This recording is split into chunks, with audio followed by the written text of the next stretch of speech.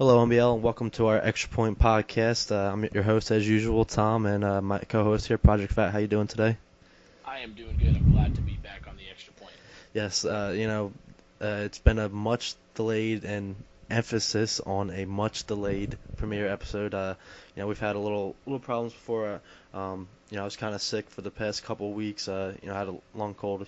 Wouldn't really go away, so I wasn't trying to be coughing in the through the whole podcast here, so that was a little unfortunate, but everything should be good now, and we'll get this rolling here. I think for our first debut episode here of this Madden 16 season, as we are pretty far into it, we're just gonna take some time and just recap what's happened so far in the season, what we've missed, talk about some teams that have surprised us and some teams that surprise us in good and bad ways, and some possible teams that might make the playoffs here for the first time. And then when we get it, our next episode in next week or the following week, we'll go ahead and bring some of the segments back, like Crybaby of the Week and all that.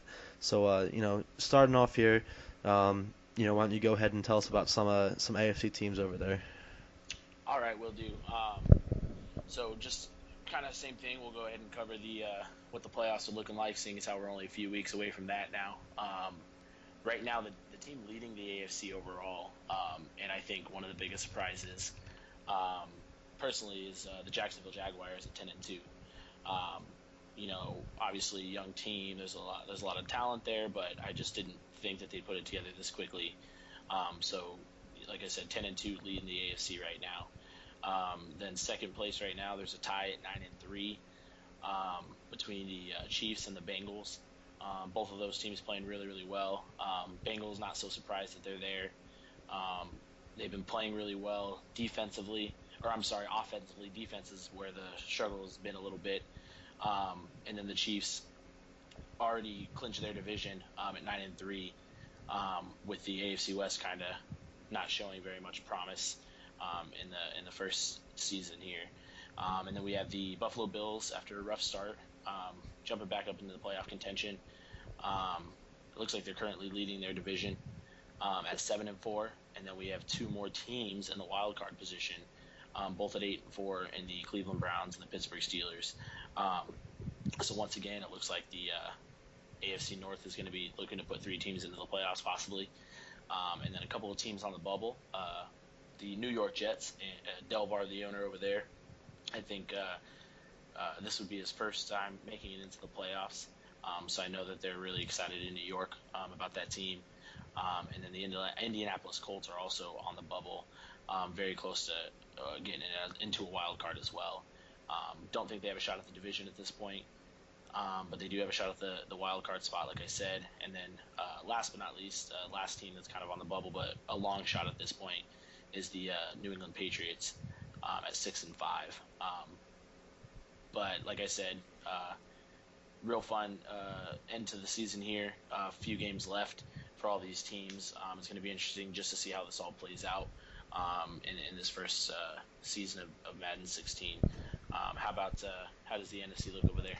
So at the top, it's not too much different than it's been in years past here. Bomber is leading the NFC as he's done for the last few seasons. Right now he's undefeated at 12-0, and looking at his schedule, it's always hard to go 16-0, but if there was ever a team to do it, this could be it. Just based on his upcoming schedule, he's got a couple weak opponents coming up. His as mentioned before, I think his toughest opponent's going to be Freddie with the 49ers there. It's going to be a big game for him. And then number two, we got the Falcons at 9-2. They're one game ahead of the Panthers in their division, but they are playing some great football. I think they will end up winning that division, and even if they don't, they pretty much got the wild card locked up if they don't win that. So we'll definitely be seeing them in the playoffs. And then, third seed here, we got the 7-4 49ers. That division is pretty tight there between the 49ers and the Seahawks. And that's not going to be a guaranteed. Whoever doesn't win the division is going to make the wild card, because the wild card is pretty tight over there in the NFC. And then fourth place, we got the Cowboys at 6-5 here. Being my division, I know here that Ballers is a good player, and But it's definitely not over yet. He has a big divisional game this week against the Redskins, and if the Redskins win that, they're going to be tied at 6-6, and the Redskins will have the tiebreaker over them. For the time being, they'll meet again in Week 17, and that could be for the deciding game. But all of our teams right here, if Ballers ends up losing this game this week, you know, they'll be tied 6-6.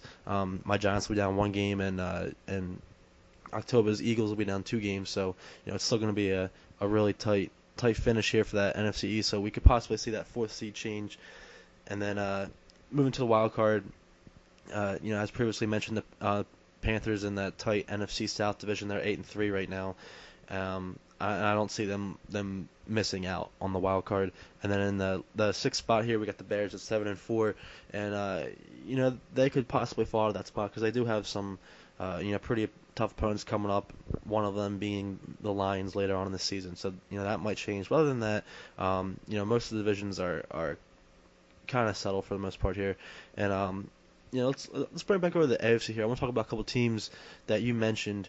First off, the Jaguars, like you said, it's real surprising. Mac, the owner, is a great coach for that team. He did some wonderful things in Arizona previously with his team. But as you said, it's kind of surprising seeing the team that he is right now flourishing already. I always knew he was going to do well with them as he's like I said, a great coach. But in the first season, it's very surprising seeing him just dominating already, 10-2. I mean, there's no stopping that Jaguars team right now. That rushing attack is top of the line, and it's just surprising right now seeing that team of such a low caliber playing at this high caliber level right now. Yeah, definitely. And just kind of touching on that rushing attack a little bit, I think hands down, they're the number one rushing team in the NBL. TJ Yeldon, 16 touchdowns on the ground. It's just crazy to me. Averaging 5 yards a carry still through this point in the season, 12 games in. And I mean, they're mixing and matching really well. Good quarterback play out of Blake Bortles. I mean, TJ Yeldon, he has a touchdown receiving the ball as well. So 17 total touchdowns for TJ Yeldon this year. I think he's definitely been the icing on the cake for Jacksonville. And like you said, it's surprising, but it's kind of fun to see. I like to see those teams that you don't necessarily expect to be at the top to be at the top leading divisions and fighting for playoffs. Yeah, exactly.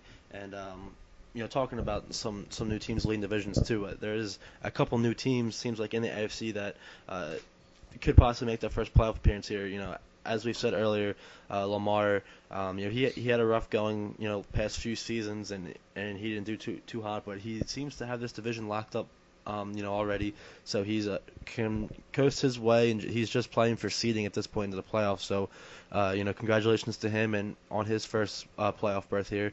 But also, there's a couple other teams here that are right on the bubble. We got, as you said earlier, the Delvar and his Jets. He's 7-5 right now, and the Bills leading the division at 7-4. So, he still has this game to play this week to determine that. But if Delvar ends up winning that division, or possibly sneaking in that last wild card spot, that would be his first berth.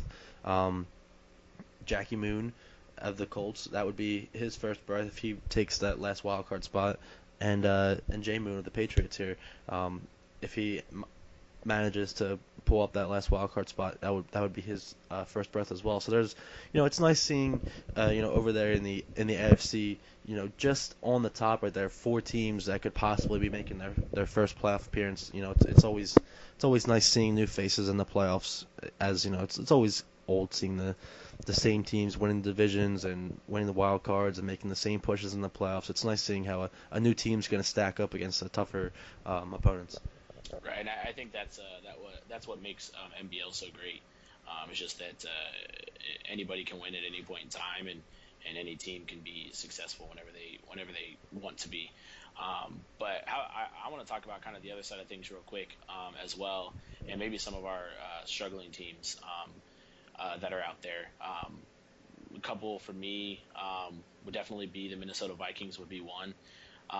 Just knowing that owner, APV from previous seasons, they're definitely struggling at 4-8 right now. I know that division's not very easy at the same time, but just a little surprising to see them 4 games under 500. And then, obviously we still have the winless Saints And then we have the Texans, who only have 2 wins, and then of course my Raiders, that only had the 1 win at the time. Um, and Obviously, it's slightly embarrassing with that AFC West being so successful like it has been in the years past, and we're doing what we're doing over there this year. But I think our number one issue that we got to pay attention to, and actually the 3 teams in the AFC West that are at the bottom right now, the 3 quarterbacks at the helm on all 3 of those teams lead the league in interceptions, which is kind of crazy to think about. But they are 1, 2, and 3 in interceptions this year in the NBL as well. So Yeah, I am glad you touched on that because I did want to bring up a team that I thought was doing, poorly. Obviously there's quite a few teams that are performing, not so great, but a team that's, doesn't have a terrible record, but is really underperforming where they should be, is the Denver Broncos and Backley. He just won the Super Bowl 2 seasons ago, and he's been a consistent playoff caliber owner and coach, and he's always got his Broncos there. And this year, all of a sudden, Peyton's not Peyton, and Backley's not playing his game here. He's as you said, up in the top. I think he might be the one that's leading the league in interceptions, but he had a enormous amount of interceptions with Peyton Manning. He's just constantly turning the ball over. He was averaging like 3 to 4 interceptions a game or something absurd like that. And then he switched over to Mike Glennon, and he's gotten a couple wins, but he's still not doing too hot. Still just turning the ball over like crazy. And I think that's really the key.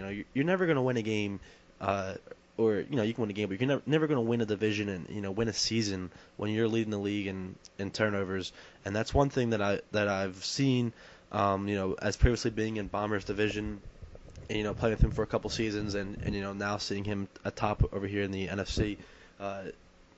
And just looking at all the top teams, you really got to limit those turnovers because they're game changers. It's one thing a lot of teams really got to learn how to do is take the tough 4 and out, 3 and out, take the sack when you need to rather than throwing the interception, on those plays, because you're just gonna set your team up and your opponent up in excellent field position, and that's something that the Broncos have just really not been able to limit happening this season at all. yeah, definitely. And just to kind of put a little bit of what you said in perspective, um, the Broncos have won their last 2 games and they have not turned the ball over. So like you said, that's the big difference is you got to keep control of the ball. Can't give it to your opponent. Give them the opportunity to have the short field because you're never going to be successful when you're doing that. So a couple of other people that I've been taking a look at it. One thing that's a little weird that I'm not used to seeing is right now our league leaders in interceptions on the defensive side of the ball are all linebackers. How do you feel about that? Why do you think that is? I think I think mostly what it is, it's just an adjustment to a new game here. I believe that teams are just used to assaulting the middle of the field, and that's just what they're continuing to do. And teams get their linebackers playing better coverage here, and they're able to pick those things off. And there's a lot of teams, a lot of coaches and owners that they want to stick to their guns, stick to what they know, and they're not adapting to how the defensive in the league is playing. And defenses clearly focusing more on the center of the field, taking away those crossing routes and hooks up the middle and stuff like that. Just showing you right here, Ryan Shazier is leading the league with 10 interceptions, and the Vikings linebacker, he has 9 interceptions. So and he hasn't even played for the last like 6 games. That just shows you how much people are just trying to hit the middle of the field constantly, and not really trying to change up that game plan. Yeah, definitely. Um, so another thing I think that I'd like to do right now is kind of like you said, we're just doing real basic around the league.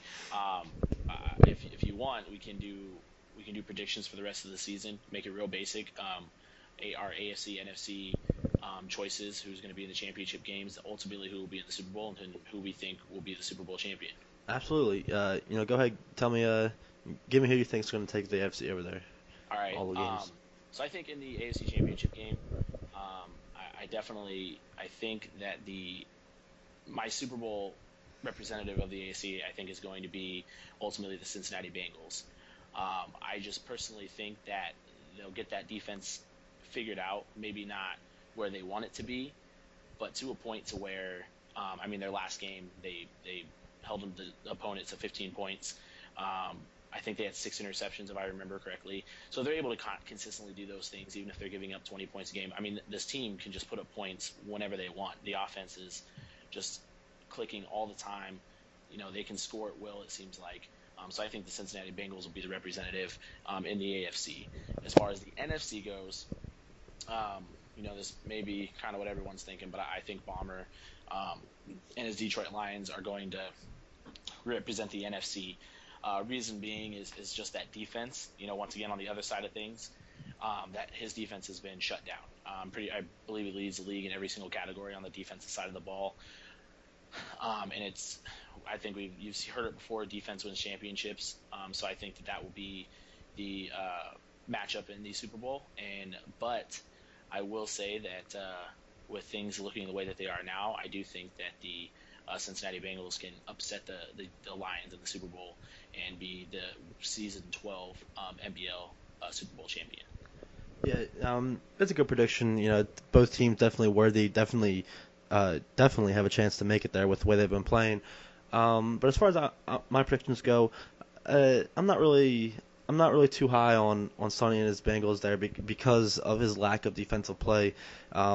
I think I just I'm not big on teams that are all offense and no defense, just because if if someone in the playoffs is able to shut down that offense, he really has nothing to fall back on, because his defense isn't there. I know recently he did have a game where his defenses came up pretty big, so maybe he can prove me wrong. Maybe that defense is better than what I'm thinking, but I think that people are gonna be able to pass on him, and if someone can stop that offense, that he's gonna be in trouble. And so as far as my AFC prediction goes, I'm not going to deviate from too much from what the records say, and I think the Jaguars are going to take it. Their defense is just playing great. Their offense is playing great. They're really limiting the turnovers, and big key is that rushing attack. A lot of people this season seem to not be able to really get their running backs going. A couple teams up there in the top, but for the most part, seems like people have been a little frustrated with their running backs on their team.